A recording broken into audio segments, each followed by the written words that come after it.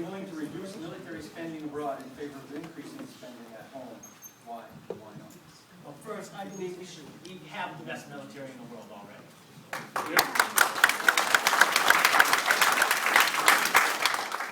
And we need to maintain the strongest military.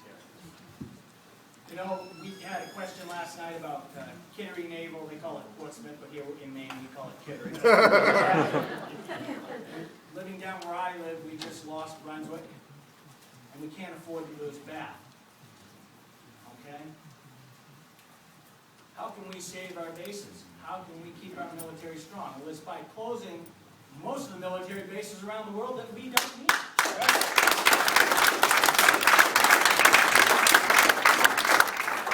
We have 30 military bases in Saudi Arabia alone. Why? We don't need them. But we do need to get from point A to point B when needed.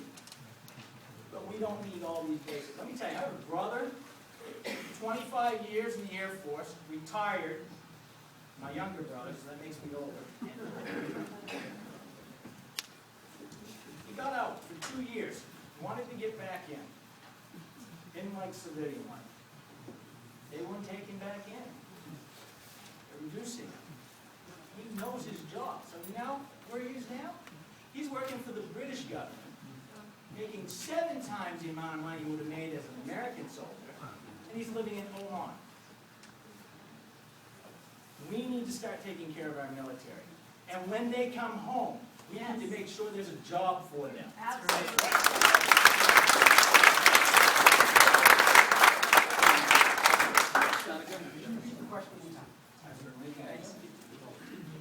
Would you be willing to reduce military spending abroad in favor of increasing spending at home? Increasing military spending at home or spending period? Questioner didn't specify, but I would assume. I would be against flatly any increase in our budget spending here at home because we're broke. This country is flat broke. We are out of money from 1640. Now, folks ask me often, Bruce, you spend so much time on financial issues. Why are they so central to your message? It's simple.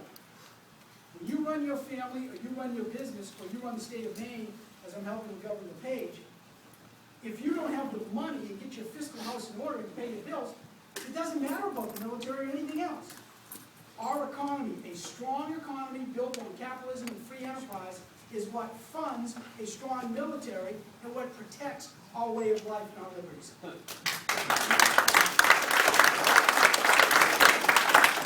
Now, when it comes to specifically spending on the military here in the country, here's one of the problems that we've got.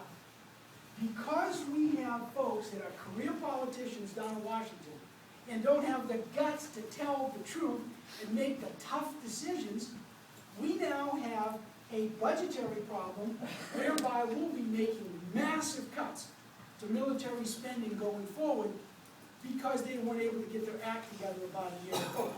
So we need to make sure we take this very seriously. I'm going to show you what I mean about spending. This is a piece of molding from a Maine State Housing Authority project in Waterville. This was given to me by a contractor, Jeff Cucci.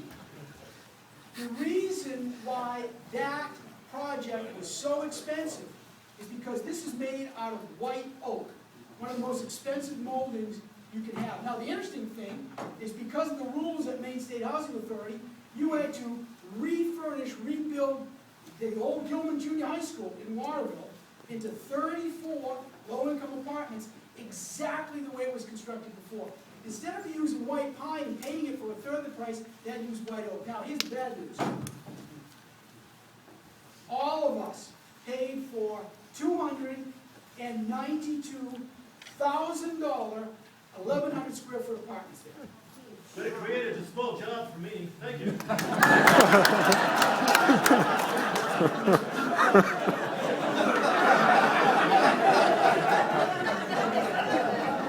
No entitlements, Jeff.